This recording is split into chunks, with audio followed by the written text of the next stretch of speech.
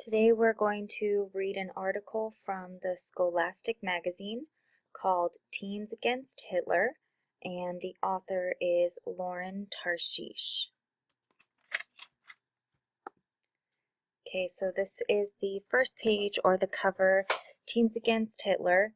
Thousands of Jewish teens fought the Nazis during World War II, and Ben Com was one of them. Okay, so turn the page. If we look, we see a map of Europe, and the caption says, "The rise of Hitler." Adolf Hitler and his Nazi party rose to power in Germany in 1933, and by 1942, the Nazis dominated most of Europe. And then if we look at the top of the page, page 7, we see the Warsaw Ghetto, and the caption says, "This photograph was taken in 1943 by a Nazi official. It shows Jewish people during the final liquidation of the ghetto. Most are presumed to have been murdered in concentration camps." Okay, and then we'll go ahead and start reading the article. Okay, so you probably know a kid like Ben Com, the boy with big ideas and a quick smile, the one who will lead you off on an adventure and make sure that you get home safely. Ben grew up in a different place and time than you, in Warsaw, Poland, in the 1920s and 30s, but he was enough like you and your friends that you should be able to picture him, short but strong, his clothes rumpled from wrestling with his little brothers, and his eyes bright blue. Try to imagine him running through the crowded streets with his friends, zigzagging around finely dressed ladies and fruit sellers and men with long gray beards. You can hear him laughing with his friends and shouting goodbyes as they all head home for dinner. But wait, did you hear that too? As Ben walks by a neighbor, the man hisses something. "Dirty Jew." Ben's skin prickles, but he doesn't glance at the man. The truth is that he is used to these words. Anti-Semitism, prejudice against Jewish people, is a fact of life in Warsaw, as it is in many European cities. Like most of Warsaw's 350,000 Jews, Ben doesn't dwell on the petty hatreds of ignorant people. The man's words are like cold wind that blows off the nearby Vistula River. Ben shivers for a few moments, but he holds his head up and keeps walking. He quickly forgets about this man. Keep picturing Ben in your mind as he walks up to his spacious apartment, where his 4 little brothers happily pounce on him, where his father looks up from his evening paper and smiles, where his mother serves a delicious dinner in their cozy dining room. This is where Ben's story takes a sharp turn in one of the darkest and most evil chapters in history, the Holocaust. As Ben's family is enjoying their dinner, Germany's leader, Adolf Hitler, is plotting the annihilation of Europe's 9.5 million Jews. Germany had been struggling since 1918 when it was defeated in World War I. The German people felt humiliated, tired, and bitter. Hitler and his Nazi party rose to power by tapping into these feelings. Hitler declared that Germans were superior to everyone else.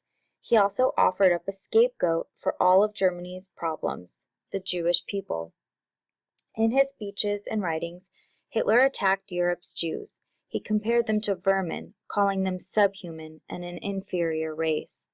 These words fanned the flames of centuries-old bigotry against Jewish people, whose religion and rituals had often kept them separate from the rest of the population. "Eliminate the Jews," Hitler proclaimed, "and you will eliminate all of Germany's problems." As Hitler's influence spread across Europe, many people turned against their Jewish neighbors. Synagogues were destroyed.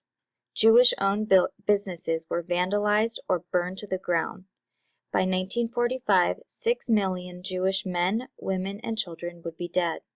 Nazi troops and their collaborators shot them, starved them, worked them to death, and systematically murdered them in the gas chambers of death camps.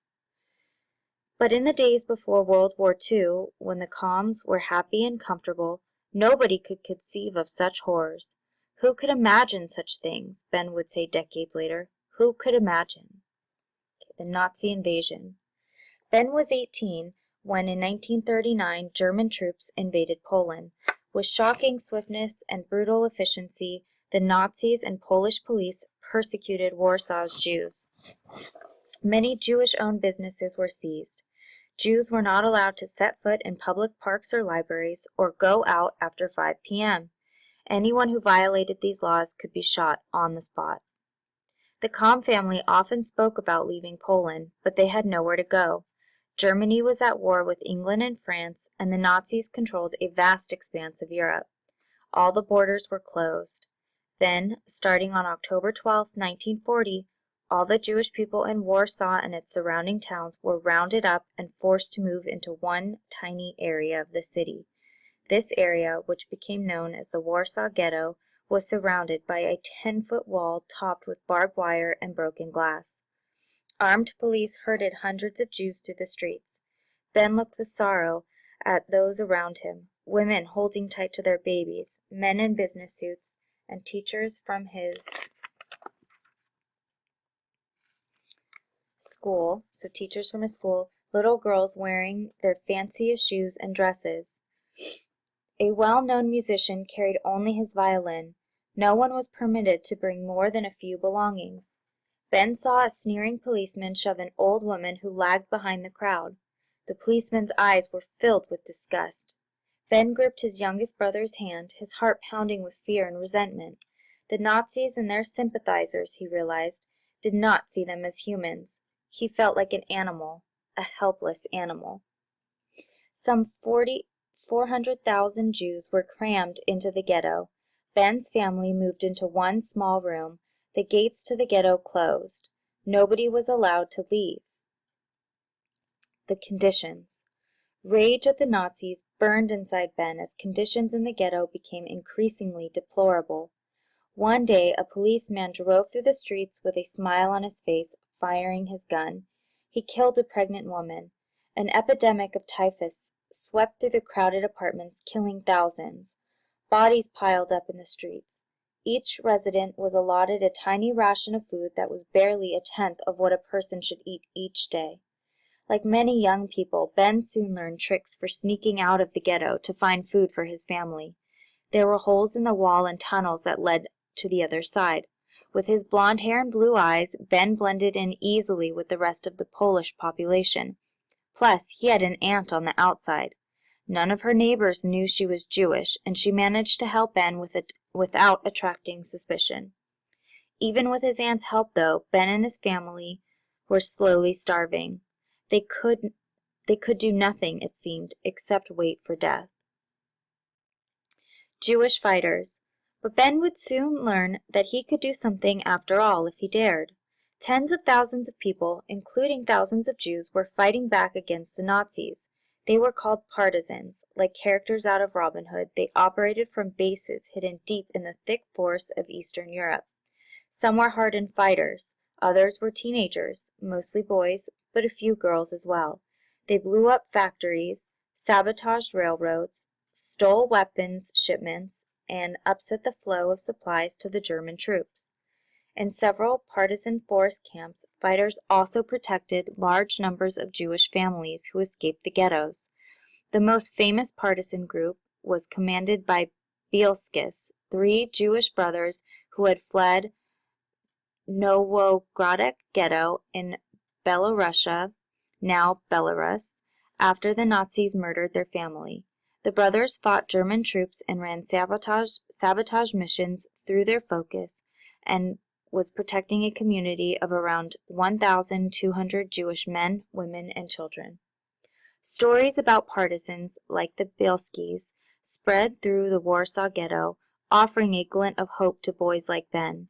One day, Ben's aunt told him about a Polish partisan group in a forest 100 miles away. With his family's blessing, Ben snuck out and joined up. Ben struggled to adjust to his life with the partisans.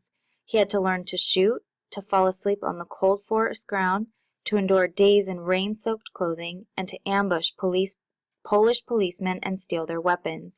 Danger lurked everywhere in the hostile countryside where Poles could earn rewards for turning in Jews to the Nazis. But Ben's rage had toughened him. His bravery and skill soon earned him the respect of most experienced fighters. Okay, and if we look on page 8, there's a couple pictures at the top corner. They are pictures of partisans in Poland and rebel fighters. And the caption says, the rebel fighters, as millions of Jewish people were being murdered in death camps, Jewish partisans like these built secret forest compounds and launched attacks on Nazis. So this caption is a picture of the rebel fighters.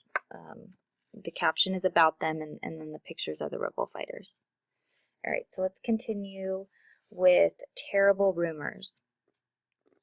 A few months after joining the partisans, Ben received word that his family was in trouble. He rushed back to Warsaw and was shocked by what he found in the ghetto.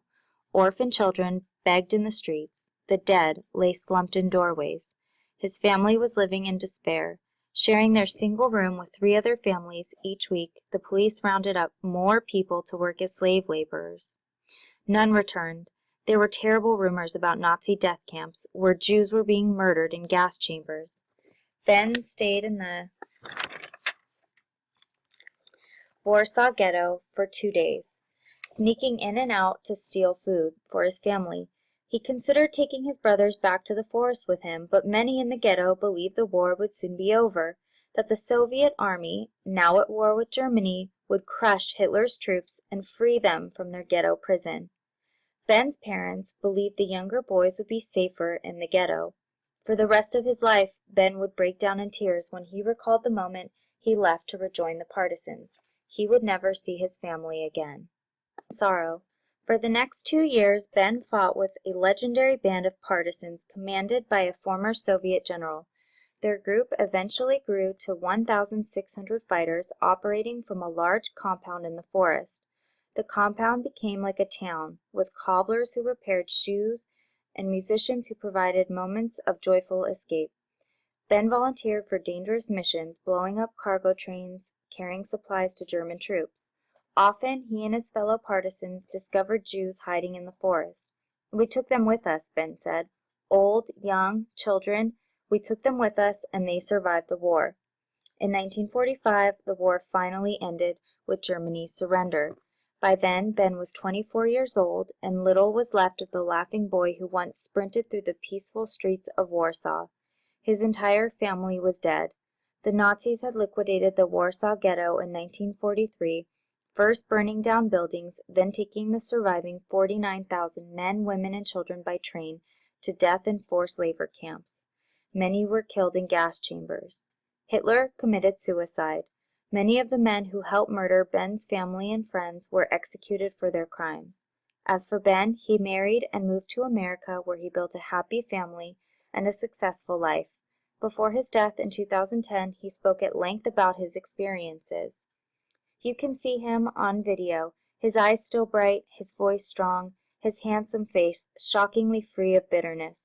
The rage and sadness were still smoldering inside him, of course, but he also had a strong sense of his own good fortune. I can't forgive people who killed innocent babies, innocent women, and innocent people, he said. I was lucky I'm alive and can tell the story. And then it's hard to see, but we have a photo of Ben taken in 2002. He survived so he has 2 daughters and 3 grandchildren that are still alive. Okay, and then if we take a look at the top of this page, top of page 10, we see another photo, the end of the war. So the caption says, by the time the war ended in 1945, more than 60 million people had died. Many cities in Europe were left in ruins, such as Warsaw, pictured here. It would take years to rebuild. Okay, so again, this was called Teens Against Hitler from the Scholastic magazine, and hopefully this was a good little article to read to break up the Anne Frank play. We will be picking up Act 2, Scene 1 next class.